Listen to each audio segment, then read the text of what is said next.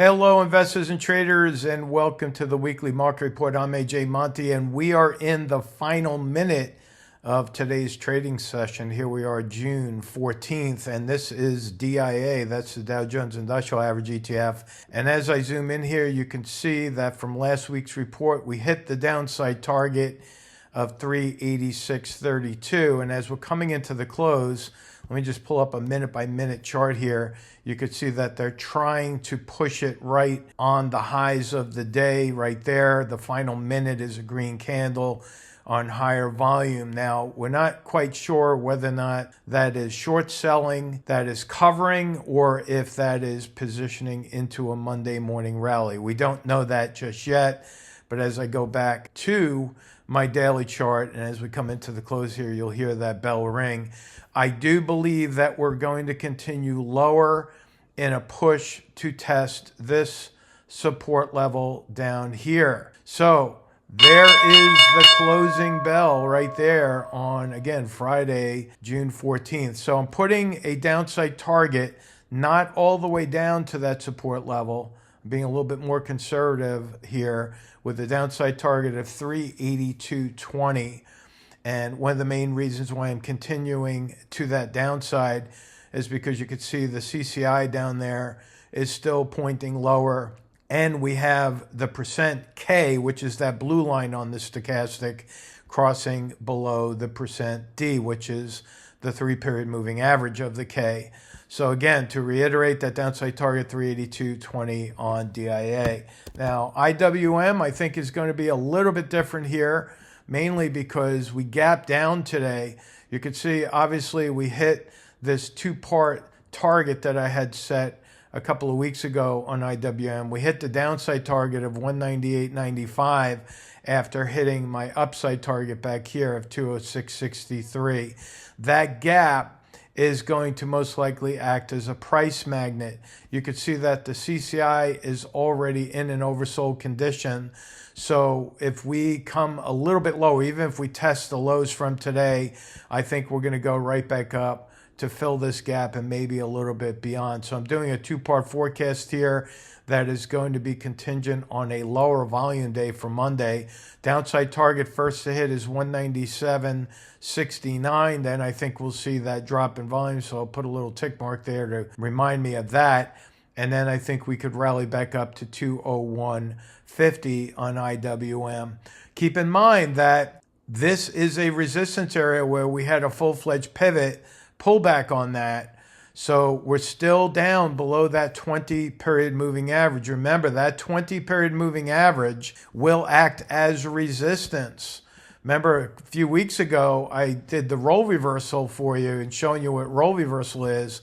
Well, the moving average acted as resistance here. Then it broke out right there, held as support, and it's kind of flip-flopping back and forth between resistance and support. But now that it's down below, that moving average is now going to start to move lower unless or until the price starts moving back up. So this whole area is going to be resistance, hence the reason why I dropped my line right there. As I tell my members all the time, if this was a football game and I'm the quarterback, I'm not going to pass the ball to where the receiver is. I'm going to pass the ball to where the receiver will be in the target zone. So as the stock is moving lower, that moving average is being drawn down. I think that's where they will meet, right there in that target zone. That's why I put the target right there for you. All right, hopefully you're learning a lot. Stay tuned to the very end. I have more content to give you and some ideas on how to get more education through YouTube and our Sticky Trade channel. All right, so now moving on to QQQ. This is the tech sector that doesn't want to seem to quit. Now we have a lot of conflict here. We have a lower volume day on the way up, but what's the conflict? As I magnify that, you can see we have a bullish engulfing. Now, if you're following my 4 favorite candles, you'll know that the bullish engulfing candle is one of those 4 favorites. That works out to be true in the direction 80% of the time. Well, what does that also mean? It means 20% of the time the signal will not work out. Well, when does the bullish engulfing candle usually fail? It usually fails at the end of upward legs. So I'm not putting too much weight on that bullish engulfing candle there, because what do we have down below? We have a hinge on the CCI moving lower. And combined with that lower volume on the way up, remember, a drop in volume on the way up is a sign of weakness. It tells us that the buyers are losing some of that momentum, and we have a gap below the market that could very well cause us to start that pivot point lower. All right, so that's QQQ. I'm keeping my downside target right there at 455.89. Moving on to SPY, and I'm going to give you some bonus content here as I analyze some other ETFs for you. I'm keeping the downside target on SPY for the same exact reasons I'm keeping the downside target on the Qs. Downside target on SPY is 527.07. Look down below, drop in volume on the way up. We have a complete pivot point on the CCI about to cross that red line, which is the 100 level. Once that crosses, a sell signal is generated and sell orders start to come into the market. And we are about to cross with a sell signal on the stochastic. Combine those signals with a wide divergence from this moving average that I call the rubber band effect. That means that the further away the price moves away from that moving average, like we saw back here, the greater the likelihood of it pulling back to the moving average. John Bollinger would call that mean reversion. That's how he developed Bollinger Bands, by looking at moving average envelopes and throwing in a volatility component into that formula. Now let's take a look at the VIX. This is the big deal today. Look at that. We came within pennies of hitting my upside target there on the VIX. We had that target set at 1363. Today's high on the VIX was 1345. And so look down below. We have a pivot on the CCI higher, and we have a hinge on the stochastic. The CCI has already given the buy signal when it crossed back up over that green line, a minus 100 reading. Anytime the CCI is below minus 100, it's oversold. But once it crosses over that line, once again, a buy signal is generated. This candle right here is something I refer to as inverted hammer. This is the inverted hammer, and we have one that's very similar to that inverted hammer. But the big deal, as I mentioned, is that we have a higher low and a higher high. So we do have that pivot. We had a pivot here, but it did not hold. This pivot, I believe, is going to hold. I'm keeping that upside target in place for the VIX right there at 1363. And then if we break out of that high and we start to see the general markets dropping more significantly, then I'm going to put a much higher target on the VIX. Right now, I have one set way up here at 1838. I do believe that that will hit, but it's going to take some time. Now, remember the bonus content that I was telling you about, SLV. I've been tracking this one. It's finally hit my downside target right there at 2647. I think we could see silver bounce a little bit up to this moving average. We still have an open gap up here. I think that moving average will be touched, and then I think we'll see a pullback from that moving average. My buy area down here on silver is what I'm holding to right now. There's a gap that's still open down there.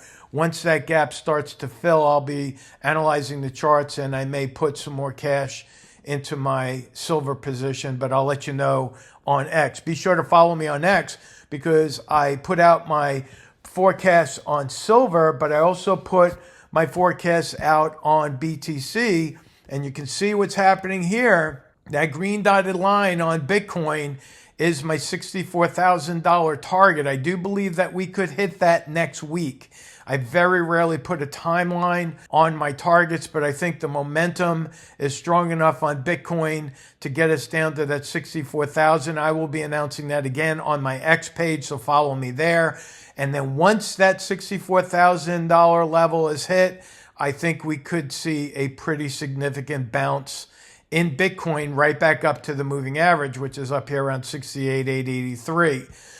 Again, I don't want to get too premature on that upside target until we get the downside target hit.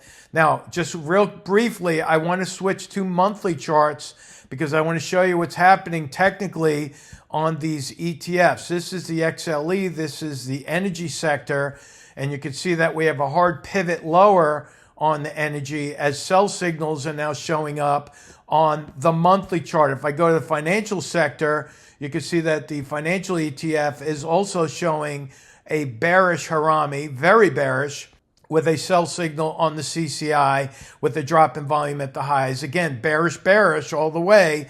These are ETFs that you want to pay very close attention to. And then you could look at the consumer staples ETF, which is ticker symbol XLP. Look what's happening here on the monthly. Guess what? Another bearish harami with the oscillators starting to hinge lower. So when you combine energy with the financial sector, with consumer staples, they're all looking bearish. And that's why I've been waving the caution flag to everyone, making sure that they're paying very close attention to their portfolios and making sure they're managing risk. Now, going to the geopolitical news, this is something I've been talking about for over a year. It wasn't too long ago, last week, that Russia has officially declared the U.S. its enemy of state. Now, that has never happened before in all of our U.S. history. Never have they declared us as their enemy. Yes, back in the Reagan days, there was a Cold War going on, but they never declared us as an enemy, as in a conventional state of war. Russia is not messing around, and I've been talking about this for over a year. I started reporting back on this when Russia was calling on the BRICS nations to abandon the dollar, and I continue to report on that. You often wonder, why is China buying so much gold? Why are they doing that? Because they're backing their currency in gold. And if the U.S. continues to print dollars with nothing backing those dollars, it's absolutely going to bring back inflation. And the world knows about that. In fact, on June 10th, just 4 short days ago, Saudi Arabia has announced their exit from the petrodollar. Folks, this is a paradigm shift that is not being covered with any significance in the news. This is going to be an economic earthquake, not just for the U.S., but for around the world. Any country that is depending on the U.S. dollar is going to be shaken up. And I'm telling you, folks, I could shout from the rooftops, but if you're not paying attention, then you're going to be distracted by the general news while the rest of the world is conspiring to put us under economically. This came out, the BRICS nations called for an enhanced use of local currencies. Now, what they're doing is, again, they are planning to exit the dollar as a massive group. The BRICS nations represent 50% of the world's population. They control over 40% of the oil, and their GDP combined, compared to the global GDP, is now greater than the G7 nations. So when they start abandoning the dollar, what's going to happen? Hyperinflation is going to come back. Our bond market is going to get crushed. They're not going to support our bond market by buying our bonds. And what happens is, as bonds drop, interest rates go up. That will propel the banking sector into a tailspin, and the rest will be history. I've been reporting on this one step at a time. I continue to pound the table on this as a warning flag, and I leave it up to you whether or not you want to protect yourself or to just continue to hop on the bandwagon and stay long tech. Again, I follow the charts, and I follow what's being said around the world, especially when the Fed quietly admits that gold is replacing the dollar and they're fearing a collapse. And this is recent news. This is 10 days ago coming out through Forbes. Now, if you look at some of the other economic news, you'll see that initial jobless claims are soaring back to a level that we haven't seen in 10 months. Now, you might be paying attention to what's happening in California, where the mandated higher minimum wage is crushing businesses as a result of the higher minimum wage. Companies are laying off people because they just can't afford the labor. But I guess the lesson will eventually be learned, or maybe not, and you'll see the effects later down as initial jobless claims continue to go up. Now, last week I suggested that you follow Game of Trades on X. They continue to put out very good information. Here they're talking about the purchasing power of the dollar. Remember back from your history lessons, back the roaring 20s, the added buying power in the dollar continued to heat up the economy to the point where they had the crash and then the Great Depression to follow. This has not happened in a very long time, meaning the purchasing power of the dollar has not gone up the way it did back in the early 20s and through the late 20s. If you're looking at what's happening to U.S. citizens, their buying power is shrinking. They're spending less. The consumer prices may be dropping because the retailers have to lower the prices to make it more attractive to people that can't afford their products anymore. I believe that we are on the brink of a recession, and they're trying to hold that off as long as they can as we get through this political season. Now, keep in mind, my forecasts are based on the 7-point trading checklist. We had a group of new members come in for the 15-day trial. Welcome to all of you. I hope you're liking what you're seeing here at Sticky Trades with the webinars and the trade notifications and the special education that we're putting out. This is really helping a lot of people. And I'm giving you a little sneak preview here. This is what I was telling you, stick to the end. We are about to launch a brand new product. This is going to be the rapid fire results page. What does that mean? You'll be able to put in a ticker symbol right there, and you'll see the number of times I analyzed that stock and the percentage of accuracy on the hit rate. Now, how is that going to be used by our members? Well, I have an 83% accuracy rate right now on the number of hits over a 2-month period. So that also means that 17% of the stocks that are analyzed do not hit their targets. So you will be able to more or less screen for the higher percentage of stocks that are following the technical signals very well. You can see Apple down here had an 82.3% success rate, while IWM, the last 6 out of 6 hits on my rapid fire have hit. So IWM has had a 100% hit rate. And you can see DWAC down here before they went through the symbol change had a very low hit rate. So when you're trading or looking to swing trade, you obviously want to stick with the trade candidates that give you the highest probability for hitting targets. And that is what we're striving for, to help people succeed so they could spend more time with their families. Speaking of which, I just want to do a quick shout out to Steve here. Steve, this really touched everyone on the team. I'm going to read this to our audience. I really appreciate what you have taught me about super spread trading. Our family is going through some challenging health times that require all of my time and efforts. Because of what you taught me, I'm able to not worry about my trading positions.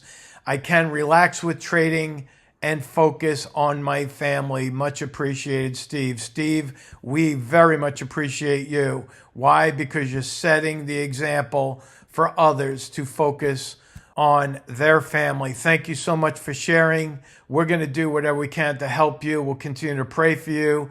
Pass it forward. And with that, I'm also going to ask that you pray it forward. What do I mean by that? Well, here's another great story coming from Roby. You may have heard me mention his name before. Roby takes a big percentage of his profits and he goes out to St. Jude's Hospital and he goes and helps the kids. This time around, he teamed up with Nod on our team. They bought a whole bunch of teddy bears. They started handing it out to the kids to make their world a better place as they go through their battle with cancer. And I'm telling you, folks, this is what makes a difference. This is what our mission is. We want to help you, help others. We want to be able to help you and your families. We want to help those who are tied to their computers with active trading to pull away and do spread trading so they can relax with the market, manage risk, and then turn off that computer so you can spend more time with your family. Folks, this is what it's all about. Thank you so, so much for liking and following. We're past the 11,000 subscriber mark thanks to you, and we will continue to do our very best to bring this education to you so you can help yourself manage these very challenging markets. Thank you so much. Have a great weekend. So long.